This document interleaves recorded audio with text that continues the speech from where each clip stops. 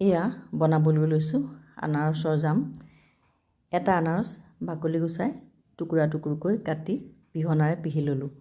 লগতে 1 চিকুট নিমখ, জলকীয়া গুড়ি, ভিনেগাৰ আৰু 3টা ইলাচি ৰেডি কৰি ল'লোঁ। পিহি লোৱা আনাৰসখিনি চচপেনটোত ভৰাই গেছৰ ওপৰত তুলি ভালদৰে সিজিবলৈ দি নিমখ 1 চিকুট, ভিনেগাৰ এচামুচ, জলকীয়া গুড়ি আধা চামুচ আৰু ইলাচি 3টা ভাঙি দি ভালদৰে লৰাই ডাঠ হ'বলৈ দিলোঁ। ডাঠ হোৱাৰ পিছত অলপমান সময় গেছৰ পৰা নমাই ঠাণ্ডা হ'বলৈ দি চিচাৰ বটলত ভৰাই ৰাখিলোঁ।